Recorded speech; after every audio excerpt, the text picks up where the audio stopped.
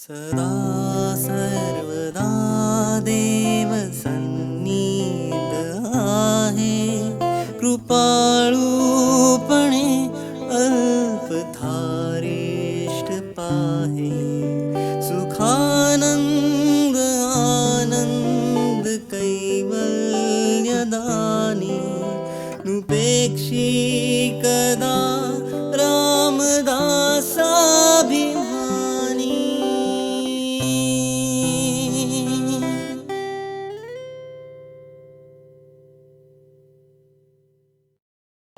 जय जय रघुवीर समर्थ.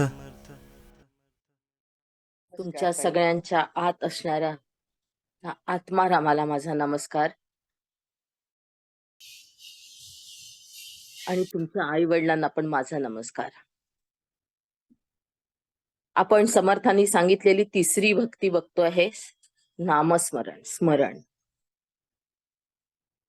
नाम हे सत्य आहे. आणि या नामाने आपल्या शरीरावर कसा परिणाम होतो याचे उदाहरण म्हणजे एक एक मंत्र. काल मकरंद बुवांच्या कथेला जाण्याचा योग आला. त्याच्यात त्यांनी एक उदाहरण सांगितलं मंत्राचं, की मंत्रांनी काय काय होऊ शकतो. ते सांगत होते की रामाला विश्वामित्रांनी अनेक मंत्र दिले, अनेक सिद्धी दिल्या, अनेक अस्त्र दिले, बाण तोच, पण त्या बाणावर एक सिद्धी किंवा एक अस्त्र स्थापन करायचं आणि ते पुढच्या सैन्यावर टाकायचं किंवा फेकायचं. जसं आजचा आपला अणुबॉम्ब आहे, हायड्रोजन बॉम्ब आहे, तसे त्या काळचे अस्त्र होते. फक्त मंत्राच्या साह्याने समोरच्या सैन्याला गारद करण्याची क्षमता त्या मंत्रांमध्ये होती. ते म्हणाले की आमच्या सज्जनगडला एकदा एक जण पूजा करत होते रामाची, आणि पूजा करता करता एक मोठी इंगळी त्याला चावली. इतक्या वेदना सुरू झाल्या, तो माणूस खाली पडला. पण सोहळ्यात होता तो म्हणून त्याच्यामुळे तो कोणालाच हात लावू देत नव्हता. मी सोहळ्यात आहे, मी मेलो तरी चालेल, पण माझ्या अंगाला हात लावू नका. प्रचंड वेदना होत्या. नेमका सातारचा एक म्हातारा तिथे आलेला होता दर्शनाला. त्याला विंचवाचं विष उतरवायची शक्ती होती किंवा त्याच्याजवळ तो मंत्र होता. तर त्या मंत्राने त्यांनी खालची धूळ उचलली आणि जिथे विंचू चावला त्या ठिकाणी ती धूळ मंत्रवून टाकली, दुरून वरतून, हातही लावला नाही. मंत्रून जेव्हा टाकली तेव्हा 10 मिनिटाच्या आत हळूहळू वेदना पूर्ण नाहीशा झाल्या. ते गेले आंघोळीला, पुन्हा आंघोळ केली, पुन्हा रामाची पूर्ण अर्धी राहिलेली पूजा केली. मग जेव्हा त्यांना विचारलं गेलं की तुमच्या नेमका कोणत्या पायाला विंचू चावला, तर त्यांना हेही सांगता येईना की माझ्या कोणत्या पायाला विंचू चावला होता, कारण त्याच्या वेदना राहिल्याच नव्हत्या. एवढं सामर्थ्य या नामात आहे किंवा या शब्दांच्या समूहात आहे. हे मंत्र अनेक प्रकारचे आहेत. काहींना ओम लावल्या जातं, काहींना नमस्कारासाठी नम शेवटी लावल्या जातं. काही मंत्र बीज मंत्र लावून उच्चारल्या जातात. काही मंत्र सात्विक असतात, काही राजसिक असतात, तर काही तामसिक असतात. हे जारण मारण उच्चाटन या ज्या क्रिया आहेत याचे देखील मंत्र असतात. आणि हे मंत्र तमोगुणी आहेत. आपण मागच्या वेळा बघितलं होतं की हे मंत्र तमोगुणी आहे, पण त्याचाही असर होतो. एखाद्याला नष्ट करण्याचं सामर्थ्य या गोष्टीमध्ये आहे. माझ्या आईच्या गावाला, खेड्यावर, एक अवधूत बुवा नावाचे संत होऊन गेले. जवळ-जवळ माऊलींच्याच काळातले असावे. त्यांनी पण माऊलींसारखं खूप अ, अभंग लिहिलेले आहे. खूप त्यांचं साहित्य आहे. पण ते मुखोद्गत आहे लोकांच्या. त्यांनी लिहू नाही दिलं.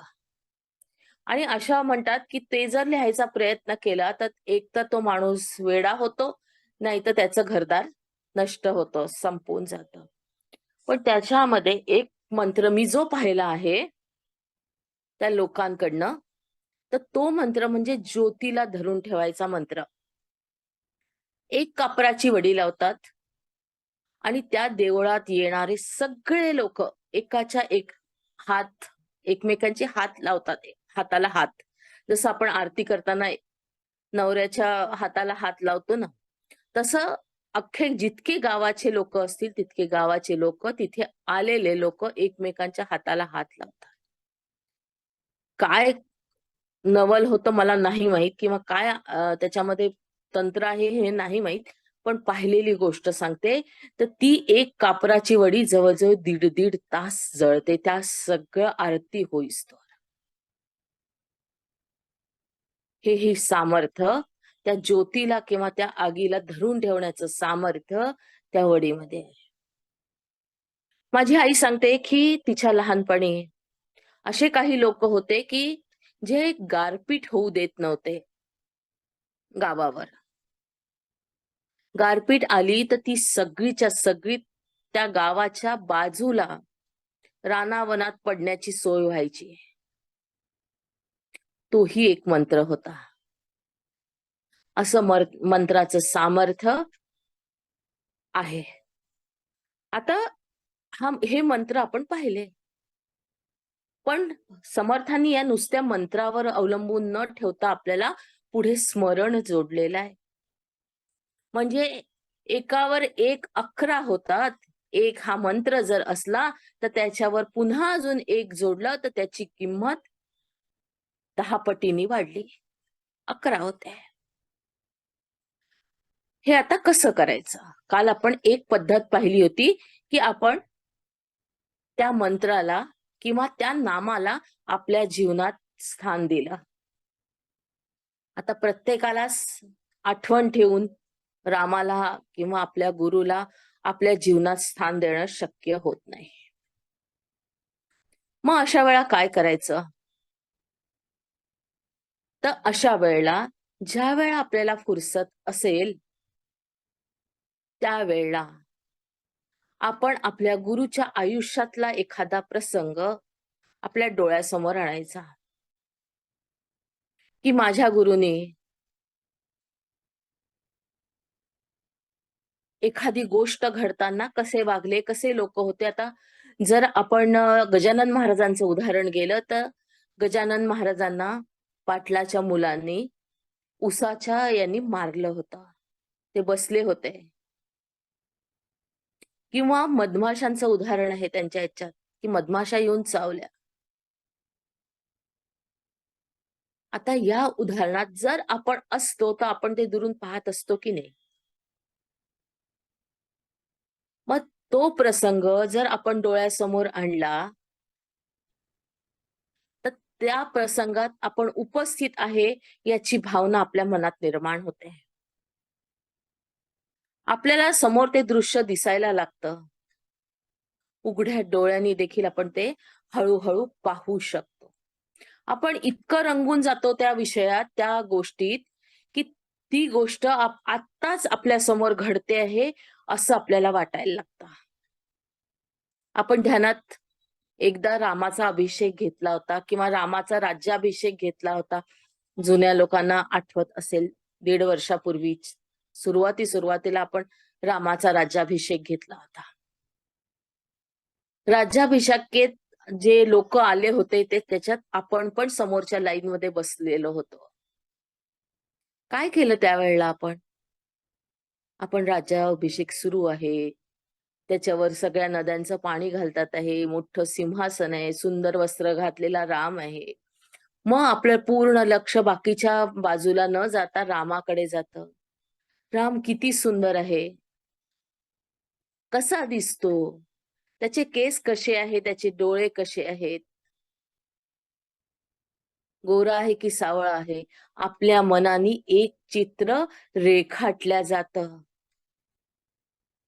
आणि प्रत्येकाचा राम हा वेगळा असतो. मला दिसणारा तुम्हाला नाही आणि तुम्हाला दिसणारा मला नाही. माझ्यापुरता माझा राम वेगळा असतो. म्हणूनच आज आपण इतक्या देवांची निर्मिती करू शकलो. तत्व एकच आहे.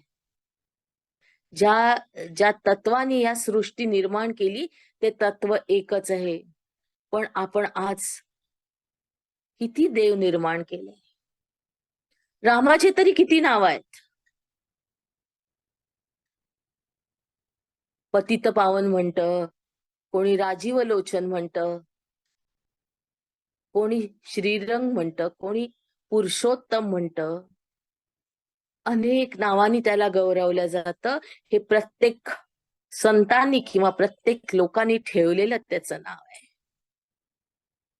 मग आपलं नाव, आपल्या देवाचं नाव आपण पण ठेवू शकतो. आपल्याला भावलेलं किंवा या संतांनी ठेवलेल्या नावात आपल्याला जे चांगलं वाटतं त्या नावाने आपण त्याला संबोधू शकतो.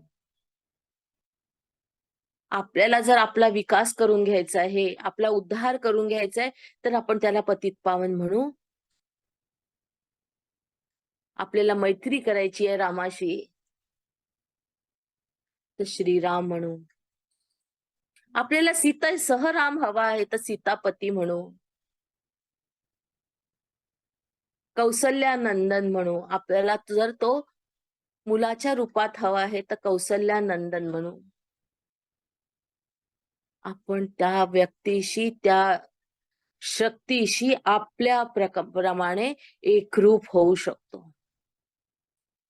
त्या प्रसंगात जाऊन कौसल्येनी कसं त्याला सांभाळलं असेल, कसं त्याला कडेवर घेतलं असेल, कसं त्याच्याशी खेळली असेल, त्याला कसा एक एक घास भरवला असेल.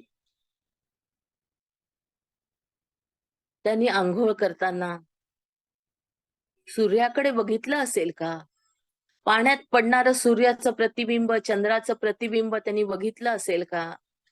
तो काय म्हटला असेल त्या प्रतिबिंबाला पाहून? ह्याचं देखील वर्णन आपण आपल्या आतमध्ये आपल्या तऱ्हेने करू शकतो. पोथीत किंवा तुलसीदासांनी असं लिहिलं म्हणजे असंच झालं असेल असं नाहीये. किंवा वाल्मिकीने असं लिहिलं म्हणून वाल्मिकींचंच खरं आहे असं नाहीये. आपलं पण खरंय. आपण पण तेवढ्याच तोडीचे आहोत. आपण पण काही कमी नाही. आपली दुनिया, आपला राम हा आपल्यासाठी आहे. फक्त आणि फक्त आपल्यासाठी आहे. हे त्याचं वर्णन करणं आपल्याला जमलं पाहिजे. एका प्रकारे आपण असं करू शकतो. मग हे वर्णन कधी करायचं? नित्य नेम प्रातःकाळी, माध्यान्हकाळी, सायंकाळी नामस्मरण सर्व काळी करीत जावे. समर्थ म्हणतात, रामाला तुम्हाला जवळ घ्यायचंय ना, मग वेळेची काय गरज? काहीच गरज नाहीये. तुमचा मृत्यू आता येईल की मग येईल? लोक विचारतात. सूतक आहे, नामस्मरण करायचं की नाही करायचं? अरे त्या सूतकात जर तुमचा मृत्यू झाला तर तुमच्या मुखात नाम नको? आणि हे नाम सहज येतं का?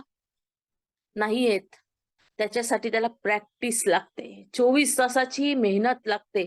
जेव्हा हे नाम मुरत जातं, एकेका कोशातून दुसऱ्या कोशात आणि दुसऱ्या कोशातून तिसऱ्या कोशात घुसतं, तेव्हा ते तुमच्या गळ्यात उतरतं.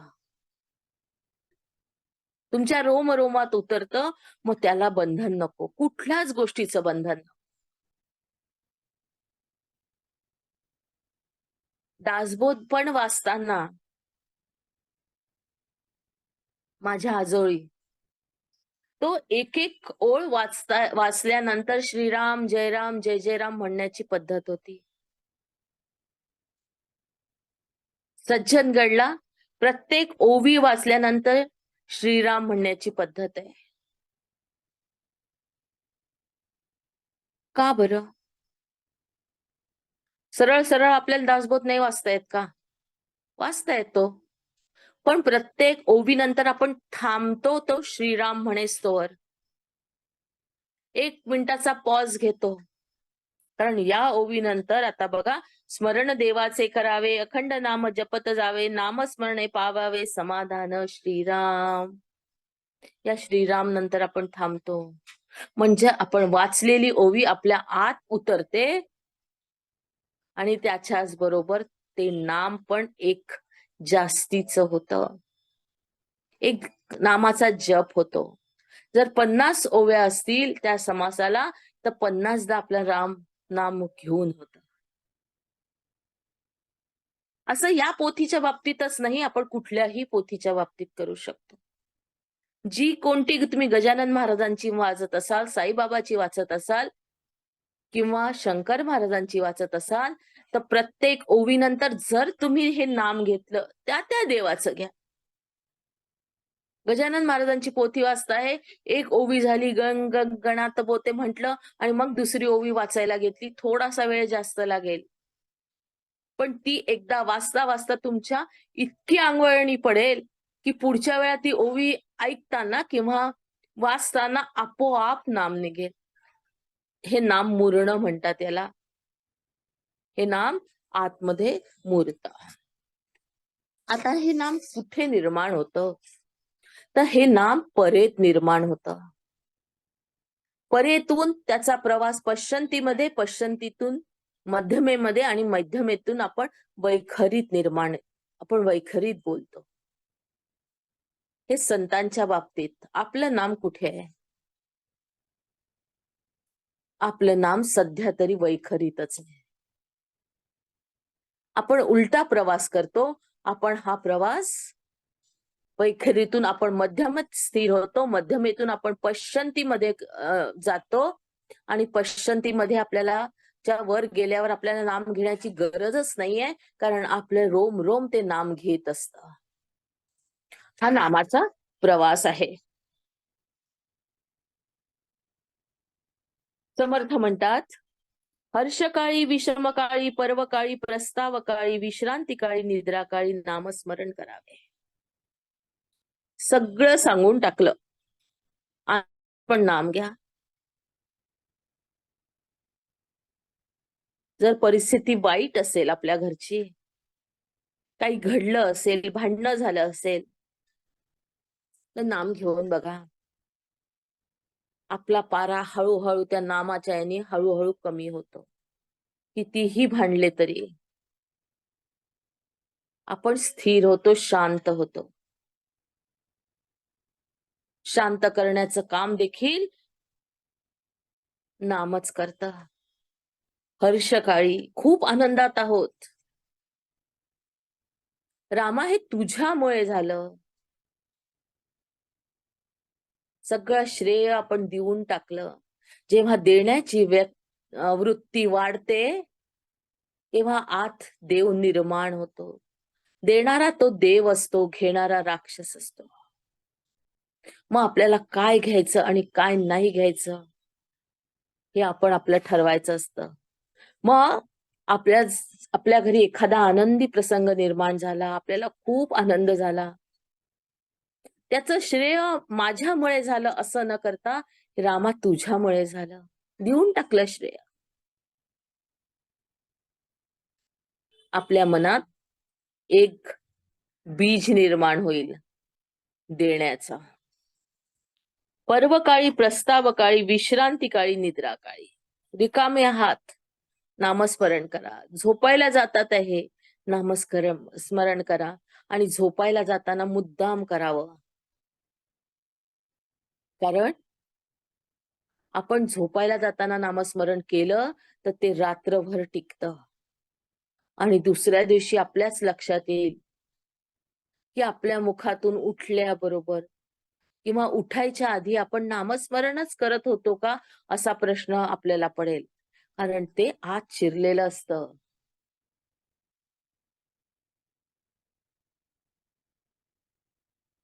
समर्थ म्हणतात, कोडे साकडे संकट, नाना संसार खटपट, अवस्था लागतात चटपट, नामस्मरण. पुढची ओवी महत्वाची आहे. चालता बोलता धंदा करिता, खाता जेविता सुखी होता, नाना उपभोग भोगता, नाम विसरू नये.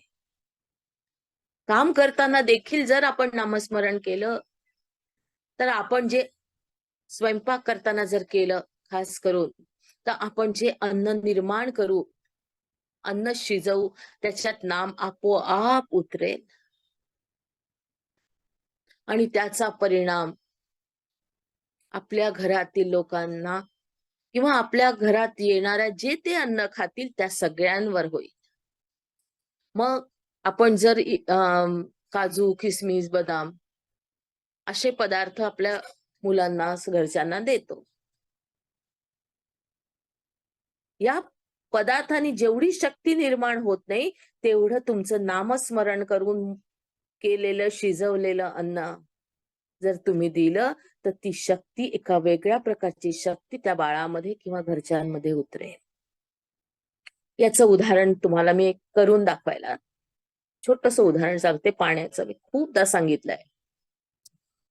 एखाद्या व्यक्तीला जर चिडवायचं असेल, त्रास द्यायचा असेल किंवा हा प्रयोग करून पाहायचा असेल, तर पाणी घ्या, पाण्याला खूप शिव्या द्या, खूप शिव्या द्या, जे येत असतील त्या सगळ्या सगळ्या बाराखडीतल्या, आणि ते पाणी समोरच्याला प्यायला द्या. काय होईल? 10 मिनिटाच्या अंतरात तुम्हाला दिसेल की त्या माणसाचा पारा चढलेला आहे. तो इतका उद्विग्न झालेला आहे की तो काही कारण नसताना तुमच्याशी भांडायला लागला. आतापर्यंत चांगला असलेला माणूस जर आपल्याशी भांडायला लागतो आहे, तर काहीतरी तर झालं असेल. तुम्ही जे पाणी त्या माणसाला पाजलं, त्याच्यातून तुम्ही जी ऊर्जा द्यायचा प्रयत्न केला, ती पोचली.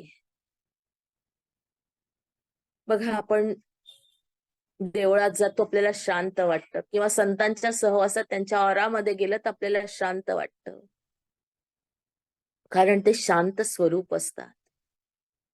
तो औरा आपल्याकडे तसाच धावत येतो, आपल्यामध्ये शिरतो आणि आपल्याला शांत करतो. त्यांच्या याच्यातून निघणारे वेव्ज आपल्या वेव्ज वर कार्य करतात.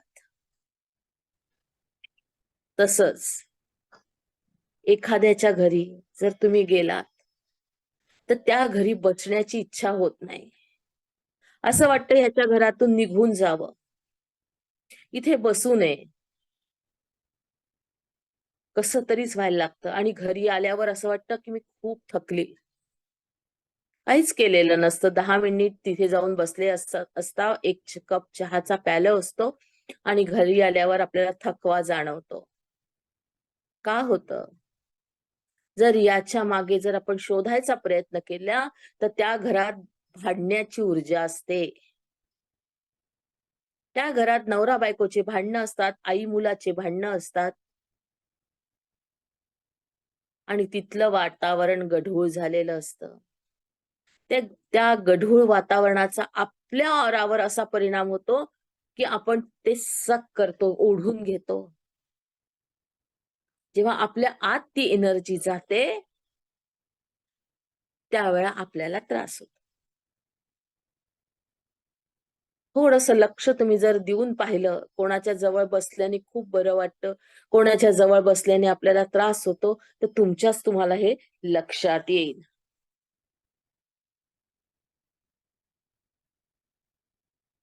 आता नाम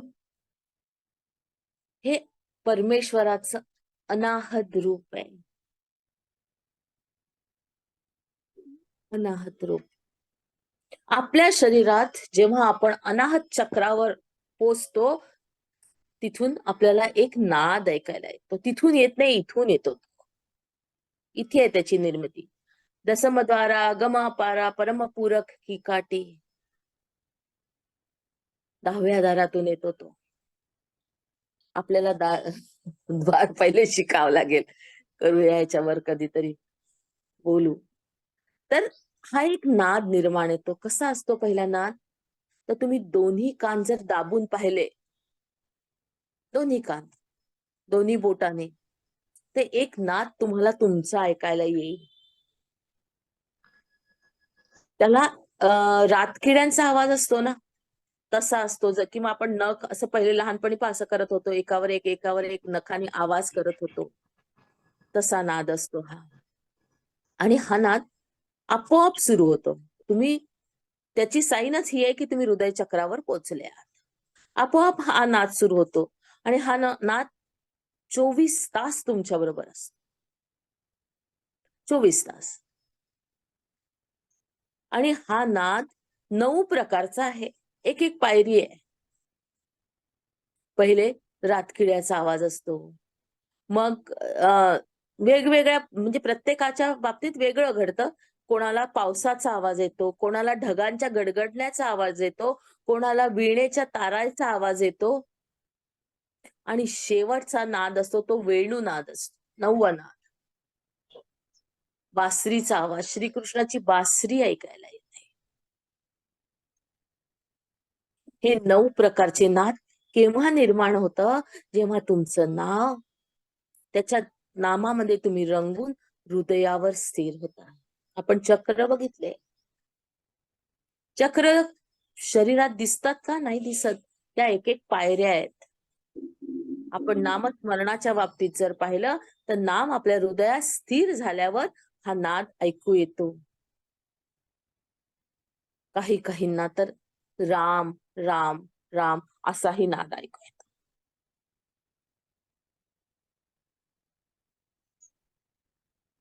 म्हणूनच गोंदवलेकर महाराज म्हणतात, मला नामात पहा.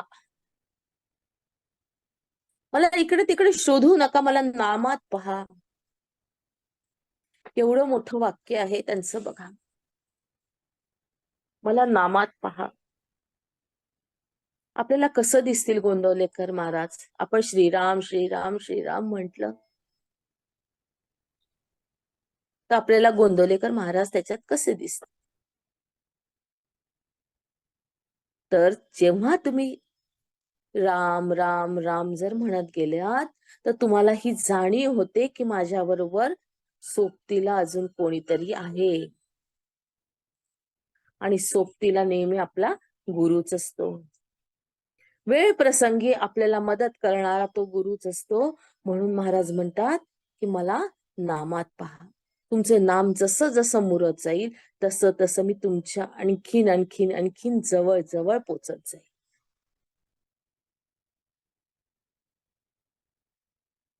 आधी अवदसा मगदसा अथवा दसे उपरी अवदसा प्रसंग असो भलतैसा परंतु नाम सोडू नये.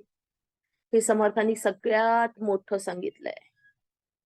आपण काय करतो? अनेक प्रकारचे जप करतो. मी अनेक जणांना बघितलंय.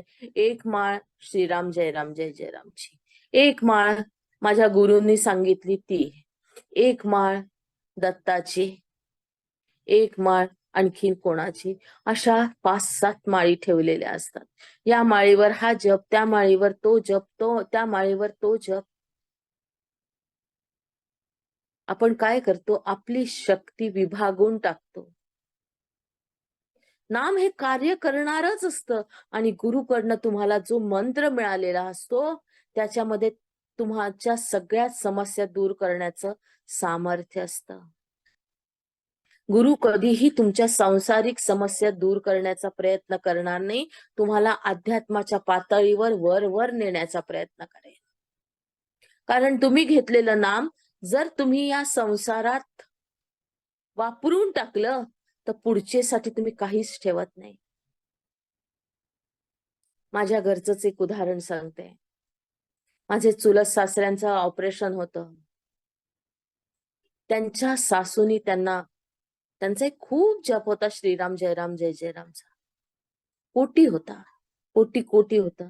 त्यांनी हातावर पाणी टाकून जावयासाठी हे नाम देऊन टाकलं की हे माझं नाम, मी इतकं जपलेलं नाम या माझ्या जावयाला मी देतेय, याच्या ऑपरेशन साठी देतेय. मला असं वाटतं हे आत्महत्या आहे. तुमच्या जवळ असलेल्या काहीही तुम्ही देऊ शकता आणि ती पुन्हा परत मिळवू शकता. पैसा आज आहे तर उद्या नाही. तुम्ही आज देऊन टाकला तरी उद्या तुम्हाला तो परत मिळू शकतो. पण हे जपलेलं नाम जेव्हा तुम्ही देता तर तुम्ही आत्महत्या करता. कारण तीच तुमची संपत्ती असते, त्याचसाठी तुम्ही आलेला असतात. तर अशी चूक कधीही करू नये. भूतपिशाच नाना छंद ब्रह्मगिरो ब्राह्मण संबंध मंत्र छळ नाना खेद नाम निष्ठे नासती. समर्थ म्हणतात की तुम्हाला भूत खेत याच्यापासून घाबरायची गरजच नाहीये. जेव्हा तुमच्या मुखात नाम आहे तर तुमचा आरा इतका पक्का होऊन गेलेला असतो की तुमच्या जवळ कुठलीही शक्ती येताना 10दा विचार करेल, येऊ शकत नाही. इव्हन हे भूतखेत तर दूर राहिले, तुमच्या तोलाचे तुमच्या व्हायब्रेशनचे लोकच तुमच्या जवळ येतील. तुमच्यापेक्षा कमी व्हायब्रेशनचे लोक आपोआप तुमच्यापासून दूर होतील. हा अनुभव कदाचित तुम्ही ध्यानात आल्यापासून आलेला असेल. पहिलेच्या वेळेला किंवा ध्यानात यायच्या आधी तुमच्या जवळ ज्या मैत्रिणी येत होत्या त्या आपोआप दूर गेलेल्या असणार. कारण तुमच्या व्हायब्रेशनला एक वेगळी गती आलेली आहे आणि त्या व्हायब्रेशन मध्ये टिकणं सहज शक्य नसतं. ते व्हायब्रेशन एका वेगळ्या पातळीवर असतं आणि जे लोक नुसतेच परनिंदा करतात किंवा खालच्या प्रकारचे कर्म करतात ते लोक तुमच्या आजूबाजूला देखील भटकत नाही. तर नवीन लोक तुमच्याकडे आकर्षित होतात. ते लोक म्हणजे तुमच्या फ्रिक्वेन्सीला मॅच करणारे लोक. असेच लोक तुमच्या जवळ येतात. म्हणून या भूतापासून किंवा त्यांनी सांगितलं ब्राह्मण संबंध ब्रह्मगिरो हे कुठल्याच प्रकारचं भूतखेत तुमच्या जवळ येऊ शकत नाही. मग हे नाम कधी घ्यावं तर समर्थ सांगून जातात, बालपणी तारुण्य काळी कठीण काळी वृद्धापकाळी सर्व काळी अंतकाळी नामस्मरण करावे. कुठल्याही वेळेला कुठल्याही काळाला.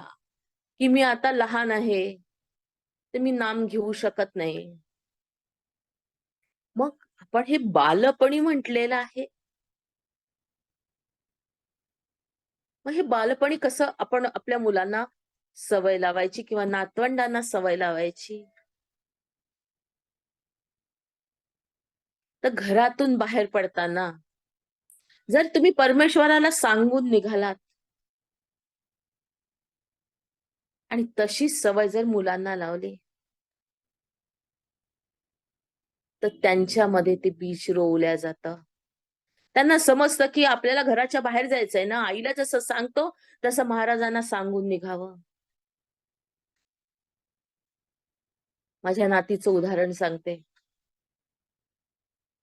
माझ्या मिस्टरांनी नातीला सांगितलं की चल महाराजांना सांगा की आपल्या बरोबर चला म्हणून.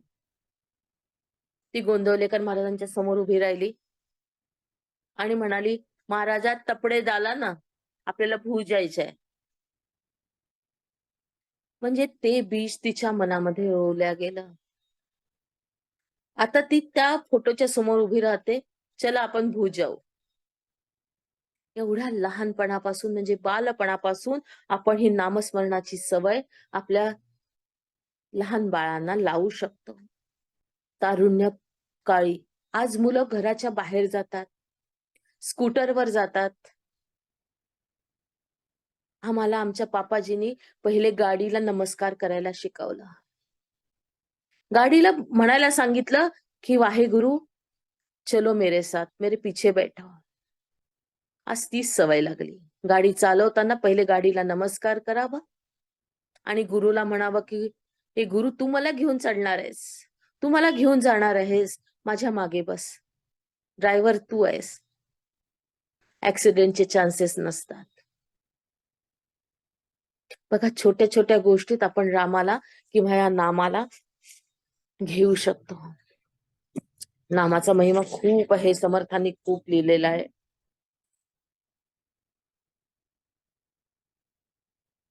पण आज आपण इथेच थांबूया. शेवटची ओळ पाहूया.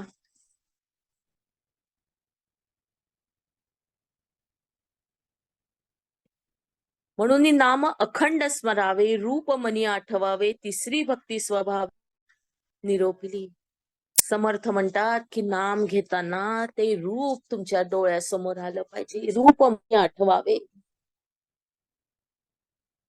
आपण रामाचं रूप आठवू शकतो रामाचं नाम घेत असू तर. आपण जर गुरुचा मंत्र म्हणत असू तर गुरुला आपण आठवू शकतो.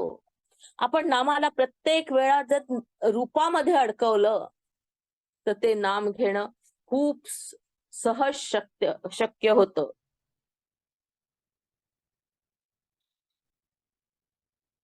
कारण आपलं मन हे अचपळ मन माझे, नावरे आवरिता, तुझं विण क्षीण होतो, धावरे धावा आता. हे मनाला गुंतवणं आवश्यक आहे. जोपर्यंत आपण त्याला या नामामध्ये, या रूपामध्ये किंवा या गोष्टीमध्ये, स्मरणामध्ये आपण जोपर्यंत त्याला अडकवत नाही, त्याला बांधून ठेवत नाही, तोपर्यंत नाम आपल्या मुखात येणं अशक्य होतं. समर्थच म्हणतात ना. कबीर काय म्हणतात, माला फिरे कर माही, मन फिरे चहू ओर. कबीर म्हणतात की हाताश राम राम राम राम राम राम सुरू असतं, पण मन कुठेतरी गेलेलं असतं. मग अशा मनाला जर आवरायचं असेल, त्याला सांभाळायचं असेल, हे फिरणारं मन आपल्याला काबूत आणायचं असेल, मनावर स्वार व्हायचं असेल, तर ते रूप जर जेव्हा आपण आठवतो की माझे गुरु कसे दिसतात, पांढरी टोपी घातलेली आहे, पांढरा सदरा घातलेला आहे, खाली पांढरं पातळ धोतर नेसलेले आहे, पायात चप्पल आहे किंवा अनवाणी आहे, बारीकशी कृश अशी मूर्ती आहे. अशा गुरुला मी जेव्हा बघायचा प्रयत्न करते आणि तोंडाने माझं नामस्मरण असतं, त्यावेळेला मी त्या गुरुच्या इतकी जवळ पोचलेली असते, ते रूप माझ्या मनात पूर्ण बुडून गेलेलं असतं. पुन्हा कबीराचा दोहा, लाली मेरे लाल की जिथ देखू तिथ लाल, लाली देखन मैं गेली मैं भी हो गई लाल.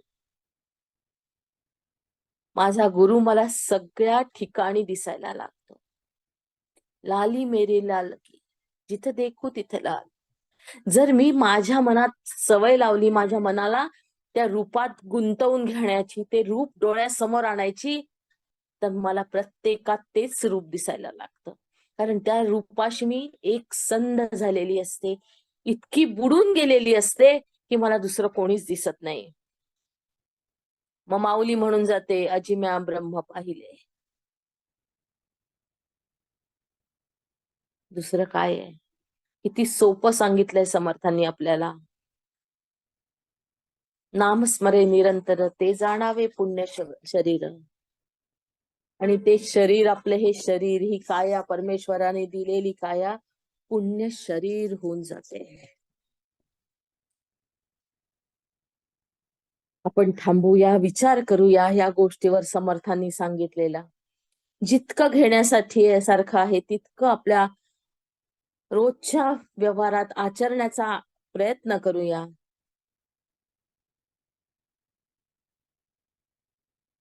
ध्यानाकडे वळू.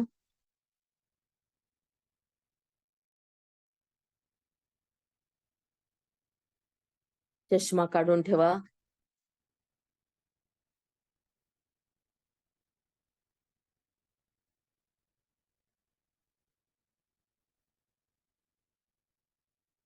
पूर्ण लक्ष श्वासावर.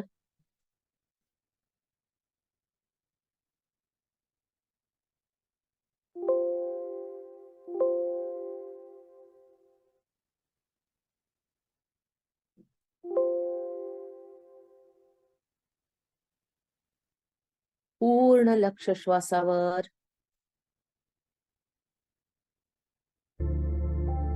श्वास आत,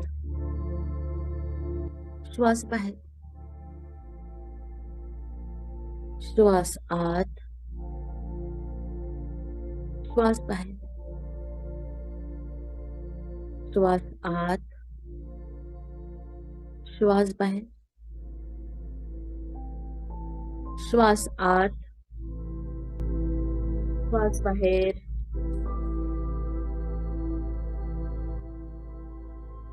सासों के साथ दोस्ती, सासों के साथ मस्ती. स्वार व्हायचाय श्वासावर.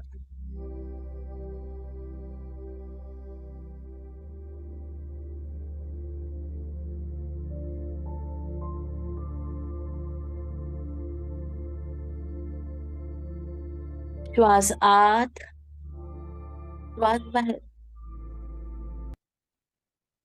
श्वास आत, श्वास बाहेर.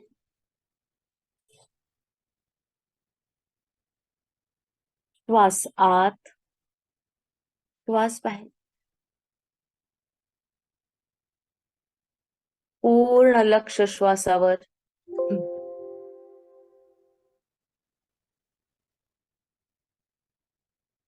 पूर्ण लक्ष श्वासावर.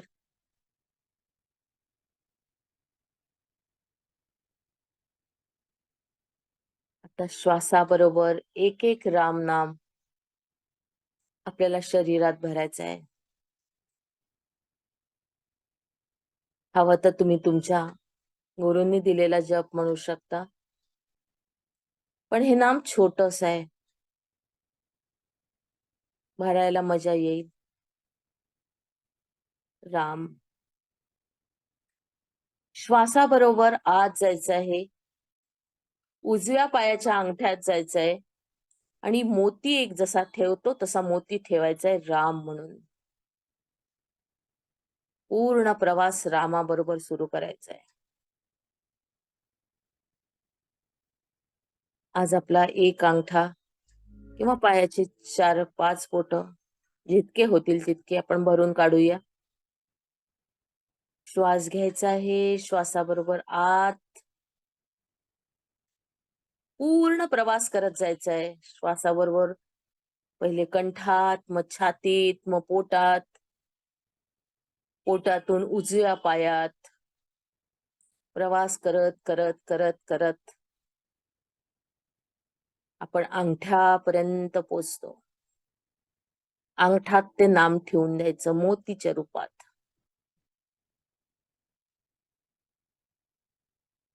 बघा, तुम्हाला समजेल की इथे मोती आहे, इथे मोती आहे. भरल्याची जाणीव होईल.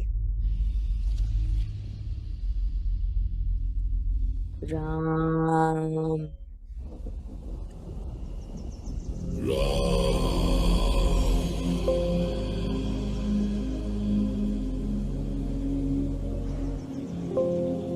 राम.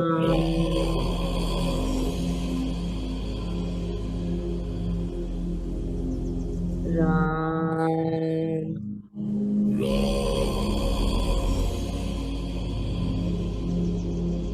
राम. राम.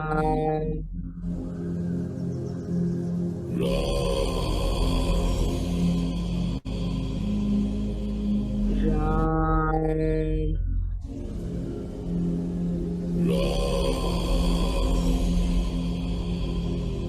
राम.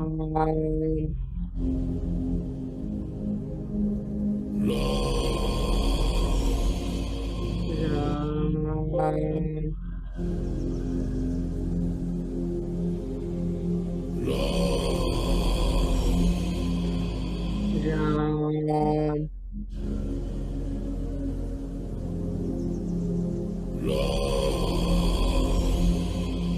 राम. राम.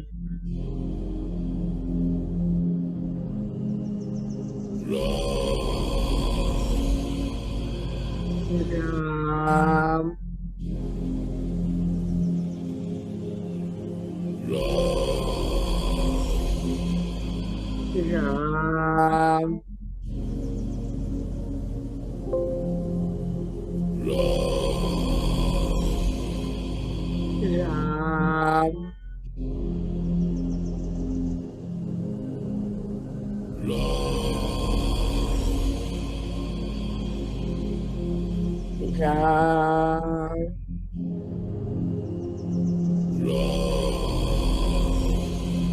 राम.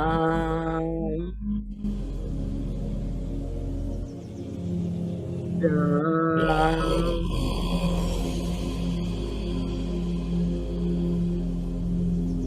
राम.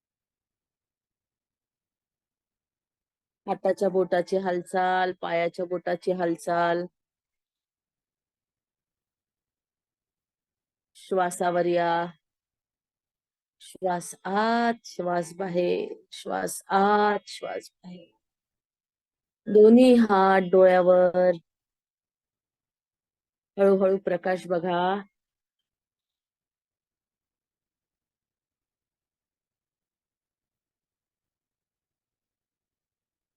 आणि दोन्ही हात बाजूला. मला आज्ञा द्या. जय श्रीराम.